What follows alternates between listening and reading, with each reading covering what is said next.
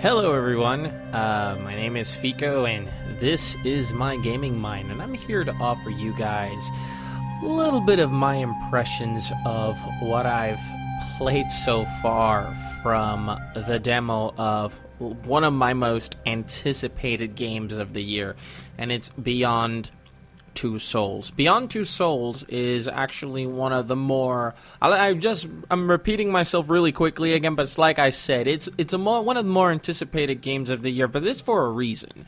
It's for a very good reason. Quantic Dream is one of my favorite game companies.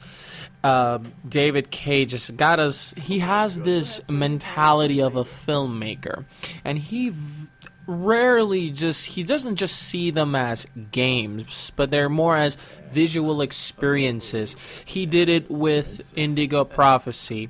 He did it with Heavy Rain, and he is definitely delivering it again here with Beyond Two Souls.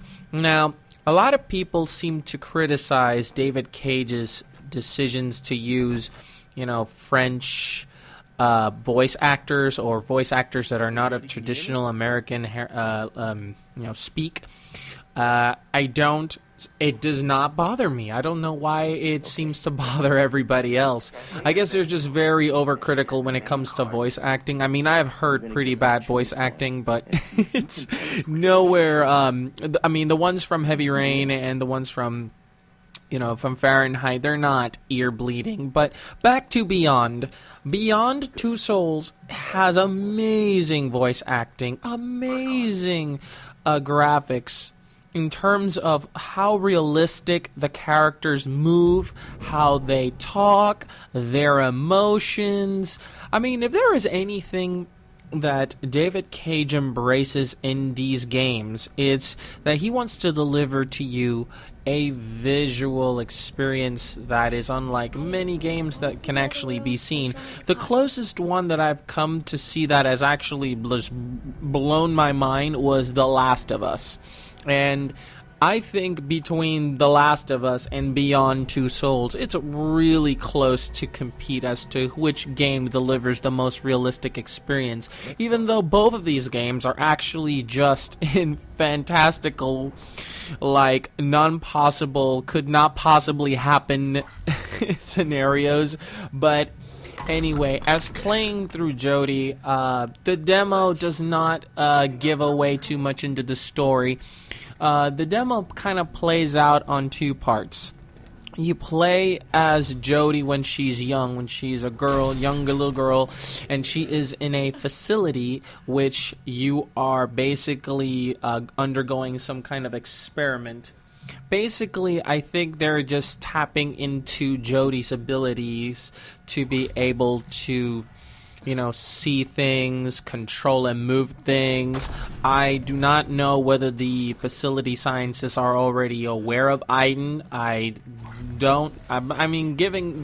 saw the trailer, which is a fantastic trailer, by the way, and it does seem as though they might have an idea of Aiden, and Aiden, it's another mechanic. There are two actually main mechanics. The mechanics for Jody, which come later on, but in the beginning, when you're playing the experiment, it's more just to get you acquainted to use Aiden. And Aiden is very cool. You can switch between Aiden and Jody, and it can go through walls. It can move objects. Simply using a simple two joystick motions to make certain things go and move and freak out the person, because you're basically just doing this little experiment in which you're telling the scientist which card is it that is on the other end. And I think there's a point where she kind of loses control of Aiden. I don't know whether Aiden at this point is just some kind of remnant spirit that is just enraged and he can just get away from Jody, or if he is genuinely trying to get Jody out of the facility. I know nothing of Aiden. I've been trying to stay away completely from the story. The only thing that I know, I think, is from what I've gathered, is you basically play a girl that has this entity that seems to be protective of her. I wouldn't call it an imaginary friend. I would not. I mean, imaginary friends don't flip cars over and break windows and push tables and kill people. No. Aiden is definitely not in her head. But after going through the experiment, which by the way has really great voice acting by Willem Dafoe, he even got his appearance really, really well in that game. They also move forward, where Jodie is much older. And she is now a cadet, I think, in training for the CIA. I think it's where she at, and that's where they introduce the action mechanics. It's sort of like a slows down time, and then you basically make the motion from the joystick as to where Jodie is moving. I think I'm not making sense, but it's like, for example, if she's kicking and the direction of the kick is heading to the right, you hit the joystick to the right. If there's something coming at you, you from above heading, across, it's going to hit you across your face. You go down, you crouch down. You also want to it introduces other mechanics. It's like it's pretty easy from there. I mean, like there's a moment where you're going to end up having to start like shaking the control, button tapping, certain rapidly tapping on buttons. There, the mechanics are very, very, very similar to Heavy Rain, and well, the exception would be, well, you get to control a spirit that you can push cars, you can break windows, you can basically, which I'll get to in a second when you get into the hunted scenario. But in the scenario of you being in training as a cadet, I think it's just intercut there just to get you introduced into the actual mechanics of like the action, the quick time actions, and after that it gets to the very exciting part, which is when you're on board a train and you are basically just trying to stay low key. She's on the run. Clearly she's on the run when you're seeing this, and basically from there you're kind of just in control of Aiden from the get-go, and then all of a sudden you can just sort of pester Jodie, waking her up, just messing around with the passengers. It was one passenger where I actually took control on a certain way that I gave him like chills. So already we're getting a lot of hints that Aiden could be just some kind of ghost, but it sounds like it's a lot more than just that from the trailers that I've seen. And I'm purposely staying away from spoilers. I'm not looking and listening to any reviews, but I had to play the demo. There was no way on earth I was going to get past. I mean, I'm doing like a month of horror sort of deal here, but there was no way that I was going to play this, not going to play this demo and show it to you guys here. Which will I be talking about a little bit more with the hunted scenario. The cops are already waiting for Jodie, and then all of a sudden you are taking control of Jodie. Seems to be like this quick, fast action, quick time events where you basically are doing what you learned from that cadet training. You mean, for example, carts. There's stuff on the floor. You hit on the joystick up so that way Jodie can jump up. You can sort of just escape the train.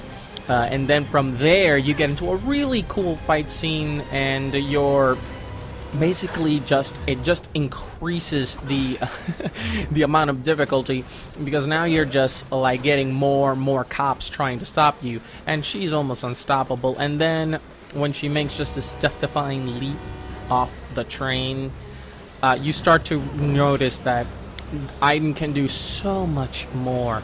It seems like Aiden can like physically project himself as a sort of like a force field, in which helped Jodie break her fall. She fights dogs, which is, I mean, I like the dogs are kind of cute. They're cute and cuddly puppies, but they're not the cute and cuddly ones. I just say that because dogs are just always cute and cuddly. But But basically, from there, you get to a scene you probably have already seen in the trailers and or some other trailers from before. It's when she ends up in this town and the cops SWAT, they're all over her. And basically, from that point, that's where you get a lot of the introductions for most of the time. I mean, there is a scene where you do take possession of a motorcycle cop, in which basically you just create a diversion, and then you engage. You get as a way to Jody to get the motorcycle, and it just suddenly becomes this. It just suddenly becomes this chase, and then you end up in the town, and then Aiden just goes to town with the town. I mean, I'm talking just taking possession. I'm talking about moving, flipping cars over. It was very intense, and another thing that I love about these games is just how it's just such a cinematic feel towards it. You're looking at, like, when you're walking out from the office as little Jody, not baby, Jody, when she's a kid in the facility, you see these angles that the camera is moving. They're panning into different directions. As Jody, when you're an adult in The Hunted, it's a action-filled scene with a lot of angles. When you're on top of the train and you're moving as her, you notice that the camera constantly just shifts between the top of the train, the side, you're behind, you're in front of her. You're seeing a lot of things coming at you. The music is really great. The sound effects are spectacular. I mean, if there is anything that you cannot say about David Cage, is that he doesn't have the mind of a filmmaker. He definitely does have the mind of a filmmaker when he's making these games, and he clearly just wants to deliver an experience. He doesn't want to just deliver what we're accustomed to known as, quote unquote, the normal gaming experience. I think what he is more interested in doing is he's giving you a story and immersing you in it, and basically just taking you along for a ride. I know that it took me for a ride when I played Fahrenheit, aka Indigo Prophecy. Heavy Rain was like one of my favorite games along the time when Heavy Rain came out. I kinda wish they had more DLC for it. No. But Beyond is an amazing experience just from the demo. I mean, I am trying to limit myself because I do want to increase my production when it comes to this. I'm playing with Creative Cloud, I'm playing with Photoshop, I'm playing with Premiere Pro, and I want to upgrade to a better PC. But the problem with me and being a gamer and now focusing a lot more on trying to get more stuff onto the channel is I just get a lot of games, and that hurts my bank account. And Beyond Two Souls is probably going to hit my bank account a little bit. But the demo's free. There was absolutely no way I was going to pass up on this right now. The experience is amazing. And I didn't mention about Ellen Page. Ellen Page is amazing. I mean, they got her likeness. You know, if you've seen any of the behind-the-scenes footage of the game, you'll see that they've retrofit her with little balls all around in her face to get her facial expressions. They really just they make these scenes as though they are filming a movie all in a blue screen. But that's just to get the emotions, and when you get all these actors, their voices are being recorded live as well. They are actually acting a scene. When you see something in the game, you should keep in mind that yes, Ellen Page acted that scene, and those motions that she's doing, and you're doing as Jody. That's Ellen Page. She does her own stunts. She's done a lot. She just immersed herself. The irony is that I am aware also of that analogy that I did earlier from like The Last of Us versus Beyond Two Souls. I am familiar with, how Ellen Page was kind of flattered that they made Ellie look like her, and but the actress is not actually her. But the I cannot remember the life of me who the actress that did the actions for Ellie in The Last of Us is, but it was the same thing. Her motion captures, that was her voice, that was her.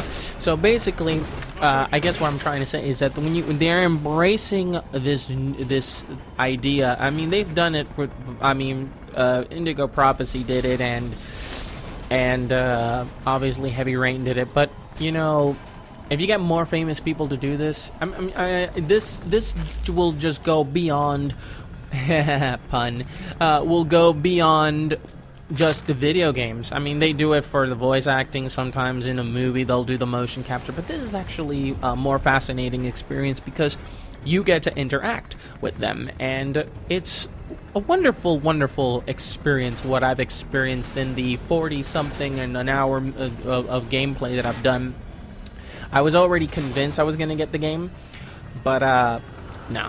This game is definitely coming into my collection, and anyone that should be getting is considering getting this game. As this recording, it's officially October the 8th, so this game is out now. If you're not sure, go to PSN and get the demo, and that'll be all of the proof that you need to get Beyond Two Souls. And that's pretty much all I have to say, ladies and gentlemen. That was my 2 cents on Beyond Two Souls, the demo. I thought it was a great, really great experience. I cannot wait to get the game. I am probably not gonna get it right away. Financial situations kind of sort of keep me from like trying to stay. I want to get the game, seriously guys. I want to really get this game, but in the meantime I'll leave you guys this impression of what I thought about in the demo. And if you guys like this video, give it a like and subscribe if you want. And if you guys are looking forward to Beyond Two Souls, and if you guys have already started playing Beyond and you guys want to leave your impressions either on the demo or what you played about the game so far, leave it in the comments down below. I'd like to know. Well guys, I'm gonna put an end to this here, and as always, my name is Fico, and this was my gaming mind. Peace out, guys.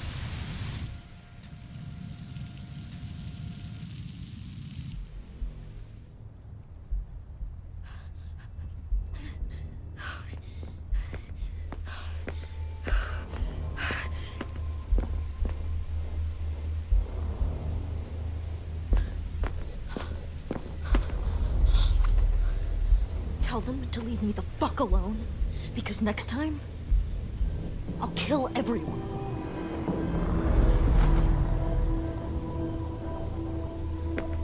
Come on, Aiden. I think they get the message.